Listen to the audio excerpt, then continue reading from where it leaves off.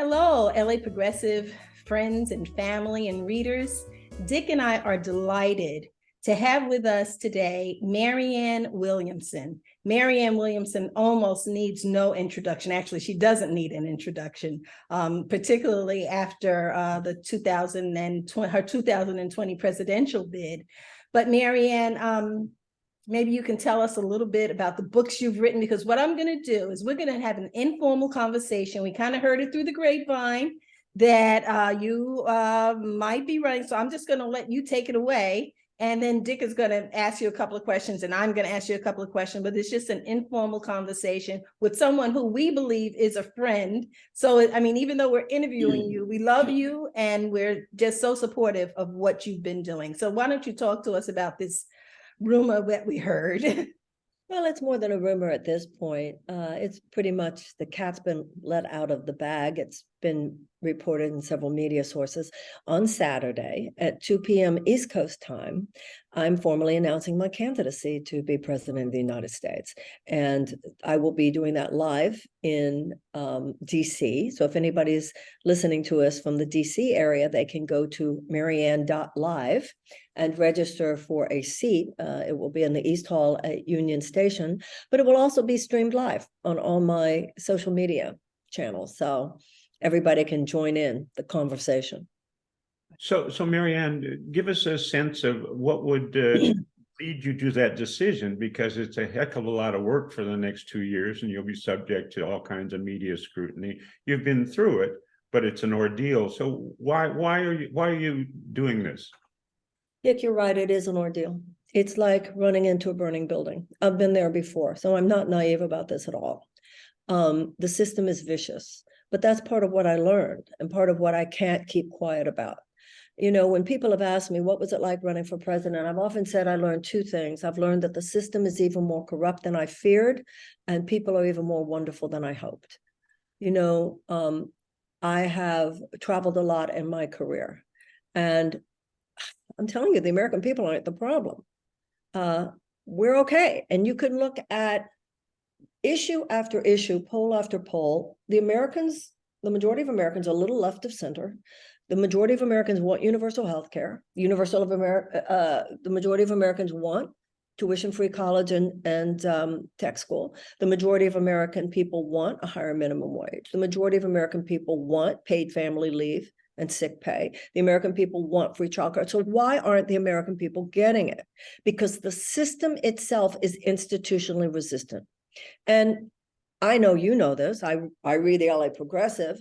A lot of independent media is out there saying it. A lot of people out there saying it. Why is it, however, that our democracy functions in such a way to obstruct the capacity of people to have those things which would enable them to thrive in their lives? Martin Luther King said, your life begins to end on the day you become silent about things that matter. And I would feel that, as my father would say, if I didn't run, I would feel that voice of my father saying, the bastards got to you, didn't they, little sister? Because that's the game, isn't it? That's the game, is to make us either acquiesce or to wear people down so much. And if you have, as I do, an opportunity, and we'll see how big this opportunity is, to lay it down and say it for real, in a way that you don't find people doing within the political system, although they should, and you feel like maybe you could help make a difference, maybe you could take this thing all the way to where it really needs to be, which is headquartered in the White House, how could you say no to that and look at yourself in the mirror and die happy? Right. So you asked, well, the American people want Medicare for all. They want college to be free. They want a $15 minimum wage, and I would say even a living wage. I think the American people probably really want a living wage. Yeah, that's correct. And my belief has been, and it's really developed, it's evolved over time, but it's gotten stronger. And that is that the divisions that exist within the progressive, on the left, on the right, particularly racial divisions, that is what weakens us as a people. And it's one of the reasons that we haven't been able to come together with a strong progressive movement to demand these things that would benefit all of us. We're so fractured and shattered. And oftentimes you quote Martin Luther King Jr. And I want to know, where does that come from within you? You know, you're obviously, you studied Martin Luther King Jr. You were the first person in the last presidential campaign to bring reparations to the table, which right now, all across the United States, there are efforts. Right here in California, we have a reparations task force. What in you saw that this was so important, that no other candidate was talking about this, but this racial division? What in you saw that? In the late 90s, I published a book called Healing the Soul of America. And I hired someone to tutor me. I mean, I had the basic knowledge that you learn in school of American history, but I hired a teacher to really help me move through a deeper study of American history. And what I wanted to explore was the relationship between spirituality and politics. That's why I was writing the book. I was interested in the application of spiritual principle to politics. So two things came up for me when I did that. Number one, I saw that that was a wheel that did not need to be invented. Gandhi had already articulated the principles of nonviolence. Dr. King had gone to India, studied them, and brought them back to the United States for application to the civil rights movement. So that intersection of spirituality and politics already occurred. It's called Mahatma Gandhi and Martin Luther King Jr. And also, in reading about a deeper history of the United States, I had, I suppose, what I would call an adult view. I knew about slavery, about the civil rights movement. I lived a lot of that when I was a child. I remember asking my mother at the medical towers in Houston, why does a sign say colored restrooms downstairs? You know, I knew, but when I, as an adult, was really reading, and especially because by then I had a spiritual filter in my understanding. I knew that you can't go forward in life if you don't clean up the past. I had a deeper appreciation of the real moral fault line in the founding of this country. I had a deep and have a deep appreciation for how our ancestors, both Black and white, have struggled and sacrificed so that that aspect of American history could course correct, whether it had to do with the Civil War, whether it had to do with the Civil Rights Movement, whether it had to do with Civil Rights Act, Voting Rights Act. Although I also saw that in our time, we're backtracking in many ways. So I think that when it comes to race in America, once you see it, you can't unsee it. You know, it's just kind of like, the job isn't finished. It's a great unfinished work. And like I said, Sharon, I don't fail to give deep respect, homage to people who, in many cases, as Lincoln would say, gave the last full measure of devotion. But the only way we can live in true honor of our ancestors right now is if we do in our lives what they did in theirs. And that's not just about race.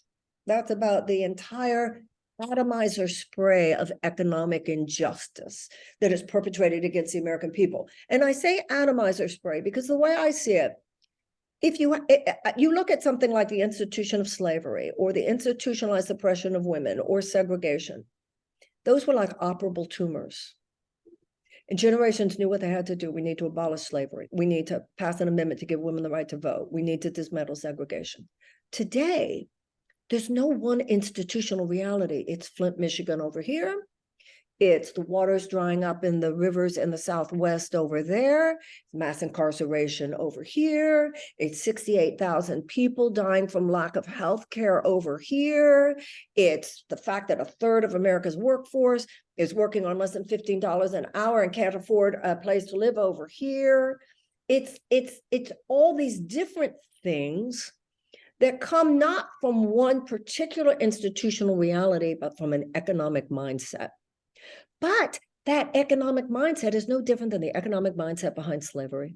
That's right. It's when someone, for their own economic purposes, don't care if you die. That's right. They are willing to do whatever it will take to obstruct the capacity of other Americans to actually actualize and fully embody our national creed, that all men are created equal, that all men are given by God the inalienable rights of life and liberty and the pursuit of happiness. Now, if you look at that and you see that that struggle was inherent in our founding, 56 signers of the Declaration, 41 of them slave owners, you see that that dichotomy was there from the beginning. America has a split mind. We're both and. You know, some people only want to look at what we've done right.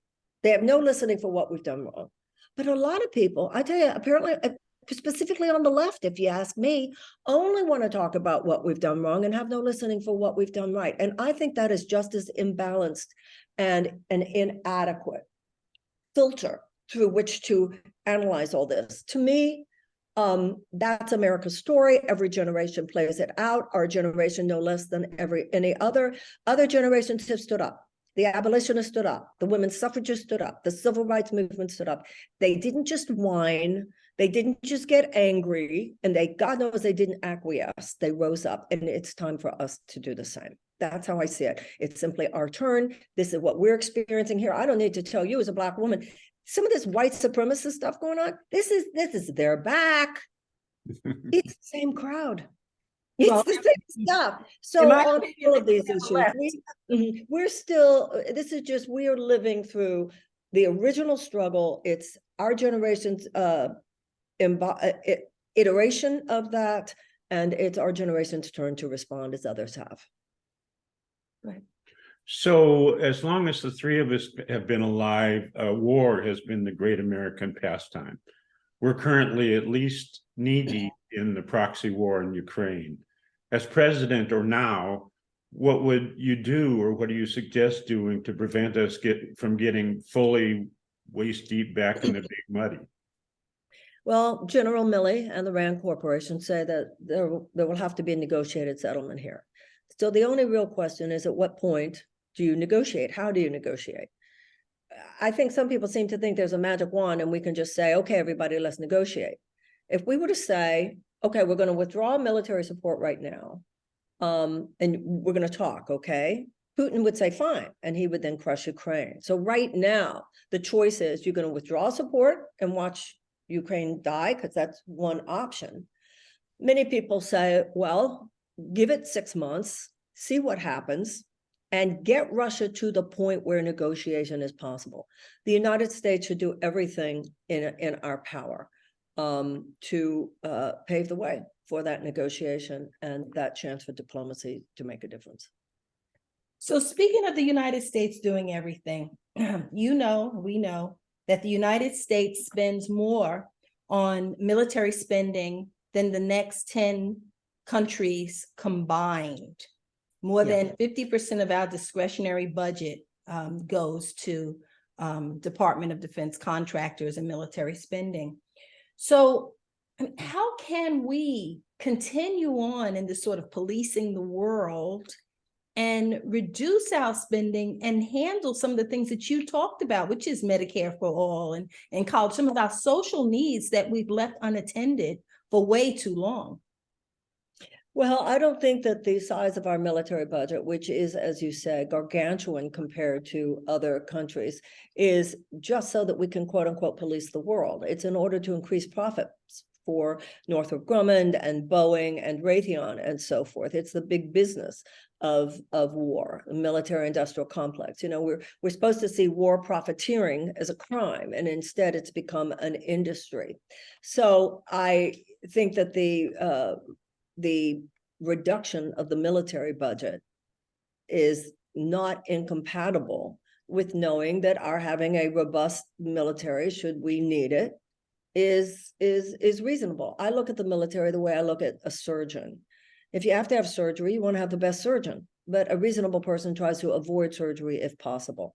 I don't think that it is a secret any longer to the majority of Americans that Vietnam was an imperialistic misadventure. Iraq was an imperialistic misadventure. Certainly the last 20 years or so in Afghanistan were imperialistic misadventures. I think that the American people are ready for a serious conversation about how to wage peace in the world. But that doesn't mean I'm a pacifist. Doesn't mean I don't think that we need a military, but we don't need what we have going on right now. Yeah, absolutely. Well, I don't know if I did, can I just jump in here? Because I want to give Sure. a part B of the same question, something that I've called the security industrial complex. So we have a military industrial complex, but we have its partner in urban America, which is the militarization of police throughout the country. What would you have to say about this continuing growth in security related budgets, whether it be police, paramilitary, at the borders, this sort of patrolling Americans? First of all, I think that you're bringing it up is so important. And let's look at where a lot of that militarization comes from. So if you've got Raytheon, Northrop Grumman, Boeing saying, hey guys, that tank you've got, it's 5 years old, you need a new one. So people say, well, what are we going to do with the old ones? You know what they answer? Send it to the boys back home. The militarized equipment alone that the police have, and also look at what that does to the mentality of police. The attitude of a domestic police person is theoretically supposed to be very, very different than the attitude of a soldier at war. The citizens of the United States are not the enemy. And yet, look how many neighborhoods, and certainly as a Black woman, you would appreciate this. You would, appreciate this. How many neighborhoods in this country are really looked at as occupied territories? The thing that has me up at night, and I can't, I don't know why everybody isn't up at night, is about Cop City in Atlanta, Georgia. Cop City is nothing short of infrastructure for a police state. And it's a template for cop cities all around the country. Now, I have asked people, how could Senator Warnock, a Democrat, be quiet, and a Black Democrat, be quiet about this? How could Stacey Abrams be quiet about this? How could Senator Ossoff be quiet about this? And the answer I'm given is, well, it was a Democratic mayor who voted for it. It was a Democratic city council. I don't care. So I think the cop city is so dangerous. The very idea of removing police from the rest of the population, it will only increase an us versus them mentality. It will only increase a lot of the psychological dynamics that we most need to be concerned about. Somebody was saying in justification for building Cop City, it will boost police morale. What it will be is an echo chamber of how it's us versus them. So once again, though, Sharon, and this goes back even to my campaign, are Democrats, I mean, I know that Republicans aren't going to talk about it, but no Democrats? No, and that's So why it's we have to incumbent upon channel- us. Pardon? It's incumbent upon us. Exactly, exactly. And I would have wished to hear the left be louder about this. And once again, that's why I'm running, to talk about some things that we have simply got to talk about, because silence is criminal. Martin Luther King said, your life begins to end on the day you stop talking about things that matter. And the things we're talking about here matter in the lives of millions and millions of people. We're facing already, it's not something that's going to happen, we're facing already the deadly consequences of neoliberal economics. The deadly consequences, whether you call it neoliberalism, free market capitalism, trickle-down economics, hyper-capitalism, crony capitalism, I don't care what you call it, but it is an economic mindset that has gripped this country over the last 50 years. No, over the last 48 years, $50 trillion have been transferred from the bottom 90% to the 1%. And you report on the LA Progressive every day about the tragedies that result in people's lives, including what just happened in East Palestine, Ohio. You couldn't make this stuff up. It couldn't be a more perfect embodiment of everything that is wrong with the way America functions today. We've got to say it. And we've got to say it loud, we've got to say it proud, and we need to have a campaign that would actually put someone in the White House who would be willing to say it, because we haven't had that for a very long time. So any successful candidate needs a coalition of supporters.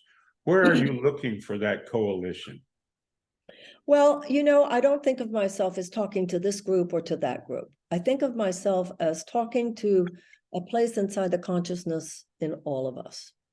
I think that Americans have an instinctive understanding that this country matters.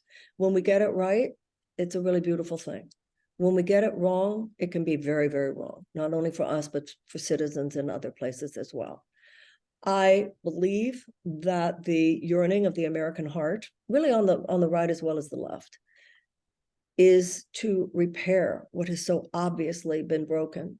And I think that people on the left and on the right realize the cavalry is not coming from Washington. They're not coming to rescue you. And I don't think in 2024, one more, well, we're not them, is going to be enough. Absolutely, absolutely. It's not going to be enough. And, I appreciate that the president defeated Trump. We didn't go over the cliff, but in my mind, we're still 6 inches away from it in all the ways that you're talking about. That's right. That's right. I mean, and we haven't even talked to you about climate change, about the wealth tax and corporate subsidies. But one of the things that I really appreciate about you, I heard someone say this about you, and I didn't forget it. They said that she has an encyclopedic memory, and you have the ability to speak very fluidly about all of these issues. But I think that the reason that you have this ability, I mean, aside from clearly you have a rhetorical gift, but it's because it's coming from your heart. And I suspect that that what's in your heart is always going to manifest in the decisions you make, unlike many people who have run for office because it is a career move. It's a stepping stone. It's an ego thing. This is not something that you have been training for your whole life. So let's talk about your life and what has prepared you to do this. Well, first of all, I don't have an encyclopedic memory. It's actually getting worse. So, I don't have that, although it's lovely to think that someone might think that. I've written 15 books. So when you've written books about something, you know how to talk about it by the time you finish the book. That's all. So it seems it appears a little more impressive than it actually is. I do think, Sharon, that my father, who grew up in poverty, was a social justice warrior from way back. I always say he was like a cross between William Kunstler and Zorba the Greek. That's what I grew up around. My father used to walk around the house, beat the system, kids, beat the system, kids. And it's so funny because I realized I was 50 years old before I realized how serious he was. My father was an immigration lawyer. My brother's an immigration lawyer. So I was brought up with a lot of fervor for justice. I'm Jewish, and Tikkun Olam, to repair the world. The book of Isaiah, justice, justice, thou shalt pursue. I was always taught as a child that the pursuit of justice is God's commandment. And I have always felt that in my career, which that until the late 1900s, I felt like, yeah, they're jerks, but we just need some liberal Democrats in there. They'll okay. Then I realized, no, something more corrupt than that is going on here. And I realized with things that I saw, particularly when I moved to Detroit, I saw things and I realized that we were now reaping what was sown by the Reagan Revolution. It took 20 years for it to actually be so obvious in people's lives. Not all chains are visible. And particularly when I was in Michigan, I saw the hardships that good people who were doing everything right and trying their best were living under. It's like, what is going on here? People who are jobs that they hate, but they have to be there because it's the only way they can get health care. And 1 in 4 Americans living in medical debt, and unions being crushed and demonized, people not able to send their kids to college. During the 1970s, the average American worker could afford a home, could afford a car, could afford a yearly vacation, and could afford to send their kids to college. Until the 1960s, tuition-free, we're in California, UCLA. Until the 1960s, tuition was affordable at state colleges and universities for the average American. And when I was growing up, Blue Cross Blue Shield was a nonprofit. So we have a system where there are forces in this country who just, it's like they're tentacles. Where can we find a profit center? Where can we find and they create profit centers, particularly on human suffering, which really means where are people suffering that we could make a buck off that? And once you see it, you can't unsee it. And then the next thing is realizing it's not going to change unless we change it.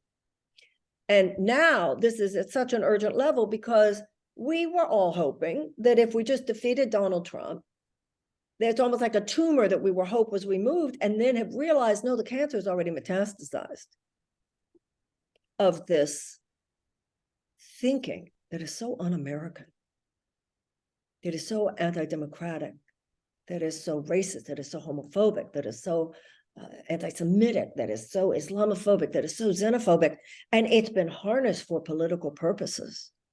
Well, if hate's that loud, love cannot afford to whisper. Absolutely. So, So I'm sorry.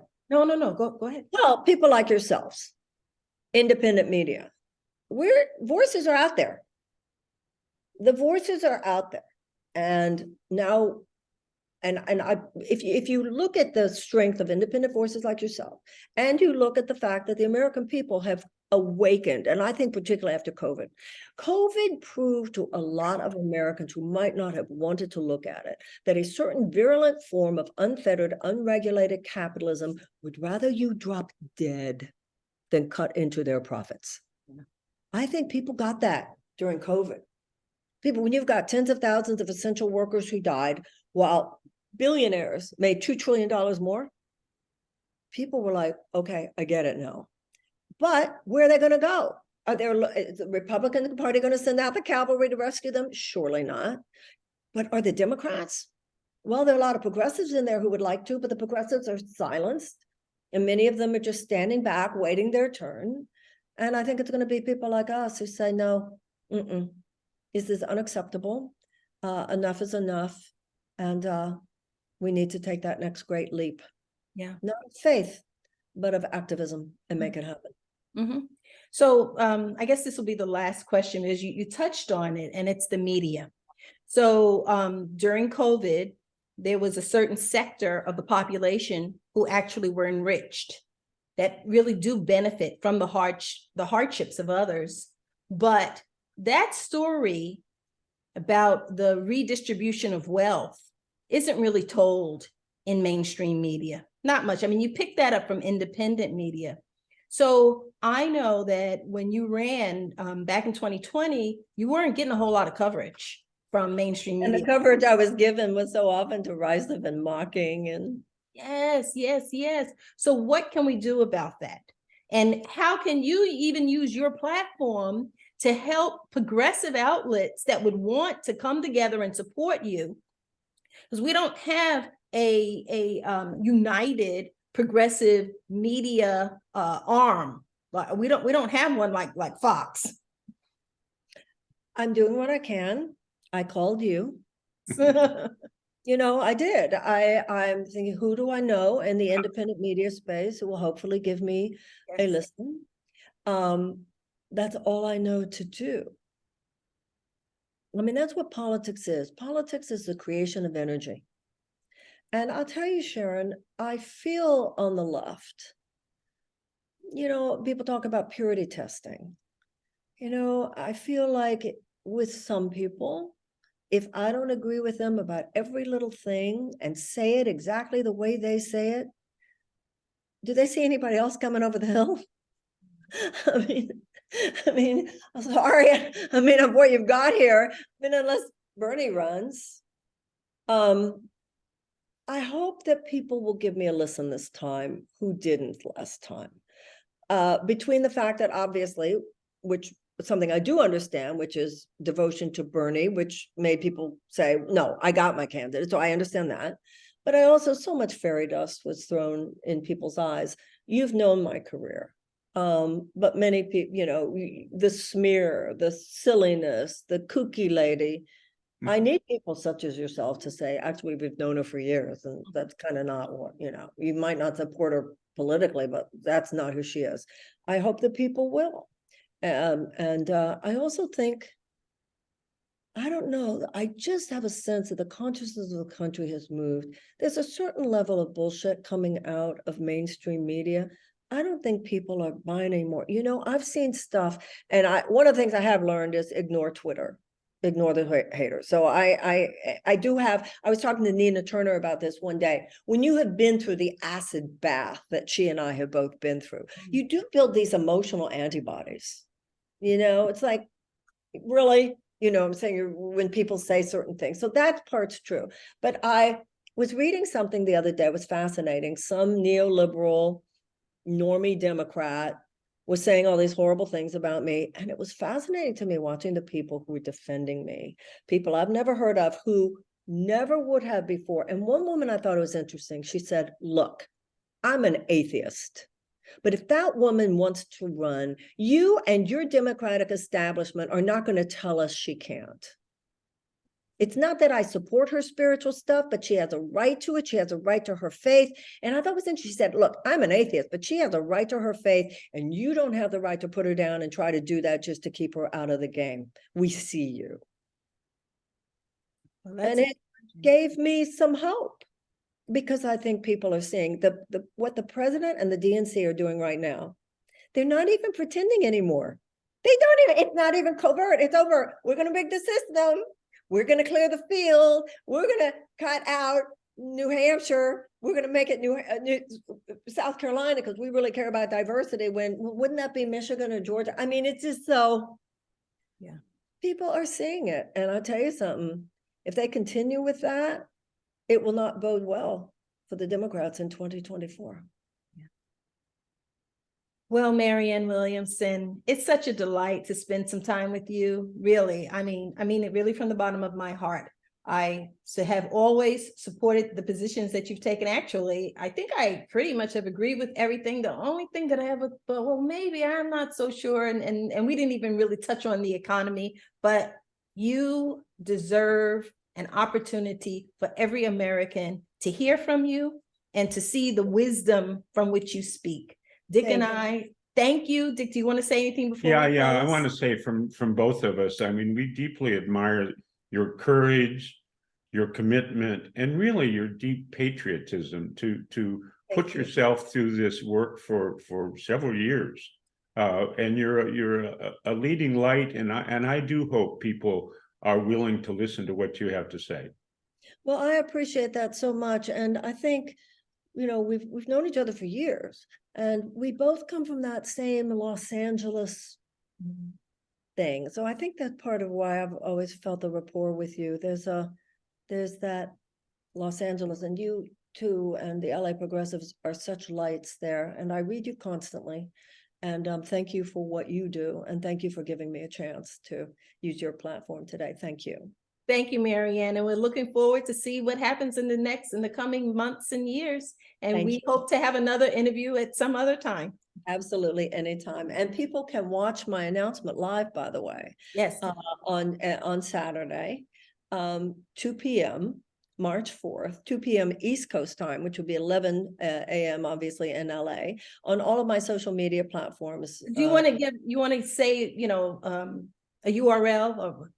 Yeah, well, it won't be live until the announcement, and that's Marianne 2024. But people can watch 2024.com, but people can watch on my Twitter, Facebook, Instagram, YouTube. It's pretty easy to find me. Awesome. Well, thank you for giving of yourself in this really needed times. Take care, and so long. Bye-bye. Bye-bye.